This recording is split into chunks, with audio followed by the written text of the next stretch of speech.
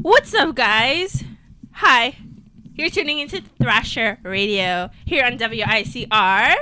My name's Arlene. I am your host. And today, I was abandoned, unfortunately, by my co-host, Fabian, because he had canceled classes. But it's okay. It's chill. Luckily, I have a special guest tonight. Today, he has the honor of being my co-host, my special guest co-host. Please introduce yourself. Who are you? I am Joshua J. Espinoza, and I'm here again. Hi. Yes, we've had Josh here in the past talking about his very, very exciting video game, Fate Crux. Sort of. What? Sort of exciting. It's so much work. I'm sorry, well, in the video game, kidding. For me, I'm just like, oh my god, it's a video game, so exciting. And then Josh is just like, yeah, I'm just doing this. Like, it's whatever. It's whatever. It's like no big deal. It's just, some random little side project I'm doing. Like, who cares? Is that what you're trying to say? A little bit. No, I'm kidding. Thanks for being honest. Anyway, Josh is going to help me out with some things. And we're going to start talking about Japanese. Japanese? Nihon. Japanese? Say something. What do you want me to say? Nihongo wa hanashimasu. Hi! Plot twist, this whole show is going to be spoken in Japanese. Genki desu ka? Hi, genki desu. Oh, there's my phone. Denwa wo, I don't know how to say ring. We're trying. Espinosa-san, genki desu ka? Hi, genki desu, Arlene-san. Arlene-san. You have a weird name because you have like R's and L's and... Yeah. Anyway, for those of you who don't know what we're saying, because this is legit Japanese, I'm taking Japanese, and Josh already took it. Imai sensei. Shout out to Imai. Yo, she is the bomb. She is the queen. Professor Imai is one of the best professors here. You should totally take her. She's Please. so sweet. Yes. Anyway, I was just asking Josh how he was. Yes. Pretty simple. Anyway, talking about Japan. Do you like baby metal? I do. I love baby metal. One of my favorite genres is J-rock. Well, J-rock, yes, but baby metal is special. Yes, they're special. They're extra special because they are their own form of genre after they came out, and they are, in fact, kawaii metal, which kawaii in Japanese is translated to cute, so they're cute metal. Yeah. Because there are extremely cute girls. They are so cute that sources say, metalsucks.net, the blog to live by right here. Funko, for those of you who don't know Funko, those are the company that makes all those really cute vinyl figurines, right? Yep. Like, I have like a whole bunch of them. I don't know about you. I'm obsessed with Funko. But anyway, Funko has announced that they will be creating their very own baby metal pop vinyl line. How exciting is that? Yeah. And we see them here, like in my screen. You guys can't probably see them, but look them up. They are so cute. Oh, look at the twins. I mean, they're not twins, but little Yui metal and Mao metal, is it? Mao metal? There's like Yui metal, Mao metal, and Su metal. Yeah. Can you translate that? Because I don't know. I just know the metal part, and then like, the other ones, I don't know. The first part is like short excerpts of their name, because like Japanese people, like they shorten their name nicknames like we have. So like a name like Miyamoto, it'd probably be like Moto-chan or something like that, makes sense. So they have little nicknames and then metal after it. So Su Metaru. Yeah. Metal. So I don't know how to say it. Her name is something with Sue. I don't know what it is. But that's exciting. It's especially exciting that kawaii metal has gone extremely, I want to say viral, but I'm probably wrong because viral is more internet YouTube based. It's gone completely mainstream compared to when it first came out, and it was looked upon really creepy and weird. I don't know about you. I actually I welcomed them with open arms. So did I. Because there was another band back in the day that I used to listen to. Not so much a band, but a singer. They were a band. Yosei Teikoku. and they were classified as J rock, but the lead singer, Fairy Yui, she similar to Yui Metal, Fairy Yui, she had a very soft and kind of popish voice, so she kind of like complemented that sort of cute tone with all the metal, undertones and things like that. So it's been around, but baby metal is finally what lifted it off because they really emphasized their cute side, their kawaii part of kawaii metal. And then they also really emphasized their metal part, whereas bands in the past like Yosei Teikoku and other ones that escape me right now, they've kind of like just stood to one. Yosei Teikoku was more on the J rock side, so just metal and things like that. Right. And for those of you that don't know what J means in J rock, it Yep. means Japanese or Japan. Yep. Japan rock, right? Pretty much the same thing. But yeah, definitely. I personally also welcome baby metal, and I know I've played it here in the station once or twice, and it was like a little weirded out by a couple people. But let's be honest, there's a couple things I do are like weird out people. Like, I don't know if you heard that segment where I played Spongecore. Mm-hmm. Yeah. I'm so with it. Spongecore is weird. But guess what, guys? All this weird stuff I'm introducing here is getting mainstream attention. I was here before I got cool. I was here before it was cool. I sound like such hipster, please. Okay, stop. I mean, Anyway. aren't we all hipsters here? A little. I was doing this before it was cool. Just like the hair dyeing thing, I was doing this before Joshua did it. Of course. And now everybody's doing it. But anyway, yes. So baby metal has had like a really big success here in the States and overseas too. They've played in the Highland Ballroom. I'm probably butchering the name. I've never been to this ballroom, but it's somewhere on the west side. Mm-hmm. They've played there, sold out show. It was covered. It was great. A lot of people that I know went, and they went crazy about it. They've also baby metal has had the opportunities to be on stage with like Lady Gaga, and which Lady Gaga is a little out of the ordinary, but then again, it's Lady Gaga. Yeah, exactly. She is out of the ordinary. You don't argue with Lady Gaga. Right? Exactly. And they've, besides just being like a mainstream, I guess Lady Gaga is pop, mainstream pop music. They've had the pleasure of being with some very notable metal icons, such as like Metallica, and they've shared stages with them and other like really old, like classic metal bands, such like I said, Metallica. It's really funny because apparently when they did meet, baby metal showed Metallica their dance moves, their choreography and stuff. Yeah. Which is so cute. Yes. I might be wrong, but I also think, which people don't appreciate them anymore, because everyone thinks they're too cool for them now. But Dragon Force, I believe they collaborated with them. I know they definitely collaborated on stage to sing their recent song, "Road to Resistance." But I think they actually got together to produce that song together. I might be mistaken, but that was pretty cool too because they're working with those like international and American artists and things like that. So they're getting there. They're getting theirs. Which is great. But then again, we also have to remember the like, I don't want to say negative, but it's not that positive thing that comes out of baby metal, that they are factory made.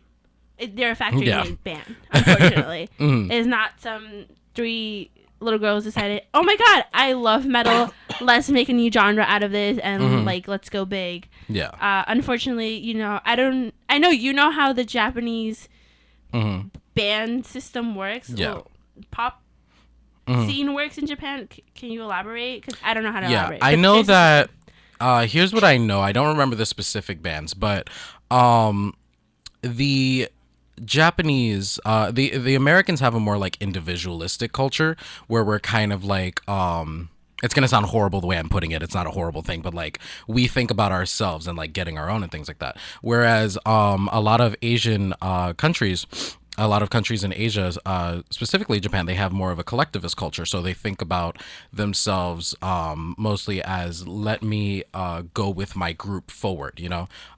Same thing with like classes and school and things like that. So what ends up happening, especially in the pop scene, but also in the J rock scene, is that these people get together and they decide to go forward and kind of promote themselves as a group. So it is kind of like a factory sort of thing. It's because you have the businessmen that are really the minds behind this whole thing, and everyone kind of like gets together with those businessmen. It's a I can't really explain it very well. This is just my what I've seen thus far. What happened with Baby Metal, how they got started up is that I know Sue Metal, which is the oldest one, and the lead singer, she was on her way to become a pop singer. She was in one of those pop singer training groups. I call them training groups, but there's groups that produce music. There's like 16 of them in a band, and they sing pop songs that are made for them. And when we say band, we don't actually, I mean that they're Yeah. playing instruments. They're like Singing and together dancing and things like choreography Yeah. and all that stuff. Some of them don't even sing. They might have like one line or things like that. But it's like Pussycat dolls, basically. yeah, sort of. You know, they all get together and they're all there to learn how to perform and learn how to better themselves and produce really good music while doing so. Sue Metal was in one of those, to my understanding, and then they ripped her out of there and they were like, "Hey, you should come and do Baby Metal. We're gonna do this new thing." And Sue Metal was like, "Sure, that's not really what's mainstream, but I'll try it out." And look where they are now. You know, so it's that kind of like situation with a lot of J music, music genres, is that it's really the company that's producing, you know, the major thing. It's very rare that you have like an underground sort of, at least I've never seen one, that you have like an underground band that just suddenly blows up and things like that. It's more like applying for a job almost, you know, like you audition and things like that and you get into the band as opposed to forming the band. I mean, here in the United States, there has been incidents where little kids, like I don't want to say little kids, like young adults, young teenagers, in the age range of what Sue Metal is, and like younger, have gone to do their bands on their own and have like exploded. Like for instance, the band that's from Brooklyn, their name is Unlocking the Truth. They actually got signed to Sony and all this stuff, and they actually played with Maximum the Hormone in the Best Buy Theater when it was called the Best Buy Theater. Yeah. But yes, it's very rare that here that happens, and I'm guessing from what you say, in Japan it's easier for if you're already in that company. Companies just record labels just make bands. Yeah, basically, it's really the record label that gets the bands together on the most case scenario. Right. The ones that do not are solo singers. They're usually like they'll go to gigs and things like that, but bands usually you don't see them going to gigs. It's more like you apply for it, you audition. There's even videos on YouTube that you see people like applying and things like that. So it's a different system. It's not a bad system, but It's not. It's not at all. And personally, when this first came up, it was very weird, and not a lot of people understood it. But like you said, our culture is different from Japanese culture. They're a little bit more united and as a whole, as a group, and we're like all about the whole individualism per se. Well, you know, and you can be everybody tries individual as a group too. But, sure, of course. yeah. Like for instance, Baby Metal is individual as a group here, Yeah, but the way they start, they're not yeah, individual. Cause Yeah, they're, exactly. You know, they're produced. And from my understanding, in all these Japanese bands that you know where they sing in like choreography as and they're like 16 girls, they're pretty much interchangeable. Because I've seen when Baby Metal first started, Sue Metal wasn't the very first person they tried to do for as a lead singer to audition for like a lead singer. I think Mao Metal and Yuki Metal, you Metal, Yui Metal were once at the head, and then Sue Metal is now the head. Mm-hmm. She has the most part and everything, and then you have the twins at the sides, which, like we said, they're not actually twins, but they just look Yeah. a lot alike. Yeah. Which is why Japanese record labels Mm-hmm. easily like interchange and Yeah, yeah, like band Yeah. the girls in band. it's kind of like just what I've noticed is that it's kind of like dressing up a doll almost, like they get these people together, and then they put them under makeup, and you could do a lot with makeup, honey. You could Right. if we had the right makeup, we would look identical, me and you. Exactly. And we've seen that all happen all Yeah. over, like, social media. Makeup artists are so really Yeah, talented. exactly. The other day I saw some girl transform into Drake. Exactly. It happens. It's normal. But yeah, it's more like getting these idols. Idols is what they call them a lot Right. over there. And right now, nothing confirmed. I don't have any like scholarly resources, but right now it seems that they aren't very open to like big change. They're open to change, but not big change. The record labels and The record labels, the Okay. people like in charge of these companies, because it's kind of like sticking to a formula that works, and it does Right. work, and it's really good stuff. But if you glance at baby metal, and then you glance at like these other or pop bands, or you glance at these other J rock bands, it's similar beats, similar styles, similar things. There's like one thing that will set them apart, but which keeps them on the radar and keeps them popular. Exactly, yeah. Like, oh, it's something different, but in reality, it's not really different. yeah, exactly. So that's kind of the downside to it. But who knows, we're always evolving, we're always changing. I think America could definitely learn a few things from Japan, and Japan could definitely learn a few things from America, because American artists usually develop this sort of diva syndrome. True. Mostly like solo artists, not usually like rock bands and things like that. But Well, actually, it does happen within rock bands. okay. It does. It does indeed. I know many, like the lead singer of a rock band gets way over his head, and Yeah. things happen within a band. It's possible. Yeah. The diva syndrome doesn't care what genre of music you are. Basically, yeah. Yeah. But yeah, they kind of developed this sort of like diva syndrome, and it's like that doesn't really progress you as a whole, Artist. and as an artist, and more importantly, whereas it's hard to establish kind of like your own solid identity, which baby metal did beautifully. Of course, but yeah. it was more like someone came up with that new idea. It wasn't like it didn't naturally happen.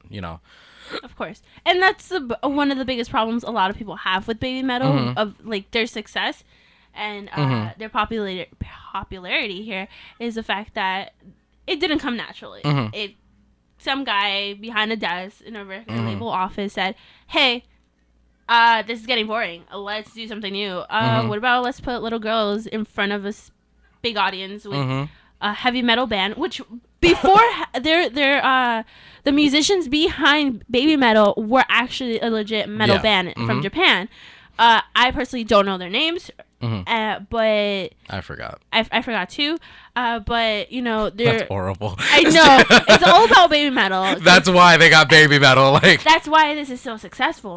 They don't really pay attention to the musician, which is sad. They pay more attention to the girls on stage dancing along and in cute outfits and having really cute choreography to headbanging music, which is extremely unnatural, in my opinion. Cute like choreography with metal. Like metal, you think headbanging and like dudes like chugging beer and like just going at it like violently, not 15-year-olds, because they are like 15 or 16, right? Not 15-year-olds putting on cute Sue outfits and, is like, 17 dancing. now, and I think the two, I call them the twins, but they're not twins. Yes. Mao and Yui are like 15 or something now. So. Well, I'm happy that they're getting their Funko. Oh yeah. I'm totally getting them for sure. No shame. Dropping that $100. What are they, like 30 a pop or something? No, Like- Funkos are like $10. Oh, okay. plus Well, tax. those are baby metal Funkos. That is true. They might be a little bit more expensive, and Yeah. Like those Hunger Game ones, but How much are the Hunger Game I ones? think they were like 30-ish, like 25, Whoa. 30, yeah. No, Yeah, thank you. Like I understand, like a Hulkbuster, like the bigger ones, Yeah, being true. a little bit more expensive. Not Hunger Games. Why would anybody waste on Hunger Games like that? Ouch.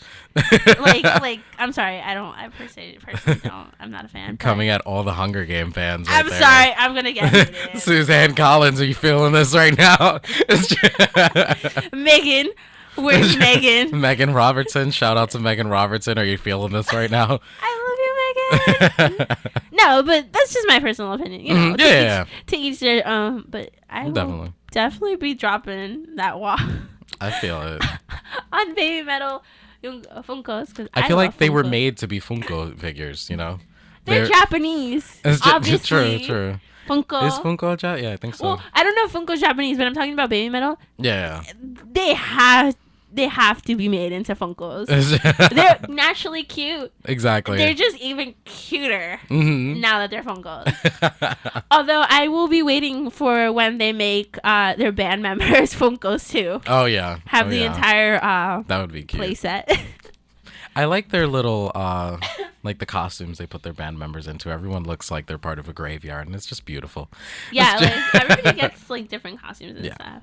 I personally like, baby metal saying like their little tutus and stuff and their corsets and Oh, whatever. yeah. That's my thing. Very, very dark. Yeah. In a cutesy sort of way. I feel Well, anyway, this whole segment has been about baby metal, and I want to keep it that way, just for today. Just for today. Just for today. Anyway, so before I leave you, I should tell you what song I'm playing. I am going to be playing. Guess what song? Give me chocolate. No, I played that last time, so no. Okay, cool. Oh, there's a really good one called Ine, but I know you're not gonna play that one. No. Oh my God, which one could you be playing? I'm not sure. Megitsune. Yes. Megitsune. Megitsune. Megitsune. Megitsune. Megitsune. I'm so Japanese. I'm so Japanese. Anyway, yes, I will be playing Megitsune by Baby Metal. Hopefully you guys like My it. favorite. It's a really great song. They're on Spotify, guys. I Go like how they listen to throw them. like the traditional mixed in with the metal and the pop, and Right. it really works. Which is why they've become mainstream and successful Yes. here. Because it's new. Even though they didn't think of them themselves, it's still pretty cool. Yeah, Personally. it's awesome. So anyway, this is us signing off. It's going to be, I know, a really quick segment. But I just wanted to focus on baby metal. Kind of. Especially since Josh is really into like Japanese stuff. Hi, Rob. I was waving at the camera and Rob waved back. Shout outs to Rob Boncardo. This is just shout outs to Rob. In the This booth. is In the booth. I can't see him. He's at like the computer's in front of me. But anyway, yes, definitely go check out Baby Metal if you haven't already. If you haven't already. But thank you, Josh, for joining me today You're welcome. and enlightening my viewers, educating my viewers about. Don't quote anything I said. I am trash and I probably don't know what I'm saying. Josh is actually a scholarly expert on baby metal. He's writing a report and Yeah, of course. about it. Forget computer science. Just Plot twist. Everybody knows Joshua already graduated. of course. Anyway. I mean, I'm graduating again. Oh, yeah, you're right. Grad student problems. Anyway, I'm Arlene Bivar. I have been your host. Thank you, Joshua J. Spinoza, for coming on. This to the show. was Thrasher Thursdays on WICR. www.ICR.